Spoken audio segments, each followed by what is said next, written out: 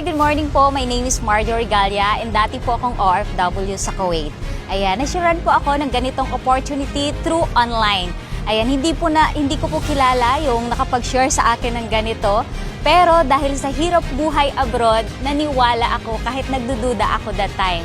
Okay, so kasi akala ko po, pag once na nag-abroad na ako, mabago ko po yung estado ng buhay ng family ko. And unang-una, isa sa mga reason bakit ako nag-abroad is para makapagpatay ng bahay. Which is nung nandun ako sa ibang bansa, yung expectation versus reality na nangyayari na ito pala buhay abroad. Okay, so after patapos na yung kontrata ko that time, nakilala ko to, may nag-share sa akin. Thankful ako, out ng Genevieve Rovalles, sobrang thankful ako kasi ikaw po yung nakapag-share sa akin ng ganitong opportunity. And sinabay ko lang po ito nung nandun ako sa ibang bansa, sinabay ko lang sa work ko kasi grabe sa atin mga OFW, sa kagaya kong OFW, meron na tayong sipag, meron na tayong tiyaga. Pero yung sipag at tiyaga natin, kapag uulit-ulitin lang din natin sa buhay OFW, paulit-ulit lang din mangyayari. So after 2 years, pwedeng umuwi, pwedeng mag-extend. Okay, so pag umuwi ka, after a month or hindi pa isang buwan, wala nang pera, kaya ang mangyayari, babalik at babalik tayo ng ibang bansa. So pagbalik natin ng ibang bansa, uulitin lang din natin yung buhay na meron tayo sa loob ng 2 years. Okay, so ganun lang, walang naiipon, puro resibo, kaya nakapag-extend pa po ako.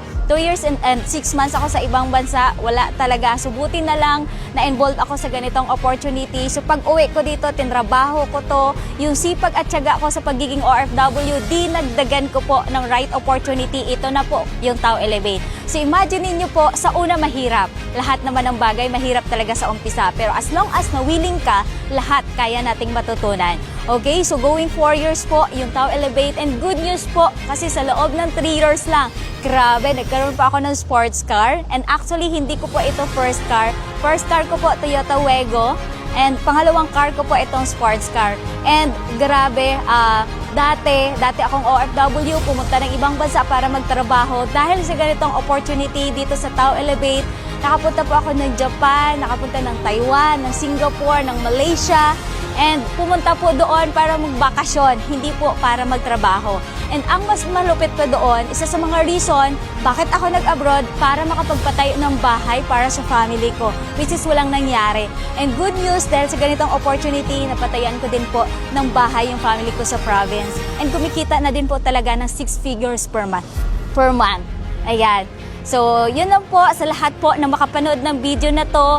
And alam ko po, relate ka sa kagaya kong OFW. Kaya kapag ikaw makapanood ng video na to, sigurado talaga ako, wala akong natapos, graduate high school, mataas lang yung pangarap ko sa buhay. Gusto ko lang po maibigay yung magandang buhay sa family ko na hindi ko naibigay sa pagiging OFW kasi puro lang resibo, walang naipundar, walang naipon. Pero dahil sa ganitong opportunity, grabe, ibang buhay yung binigay sa akin. Hindi lang talaga buhay ko ang binago, kundi pati buhay ng family ko.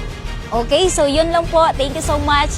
And ikaw na po yung next. And palagi ko pong sinasabi na kung ako, graduate high school, dating OFW kagaya mo, kung nakaya ko, kayang-kaya mo din.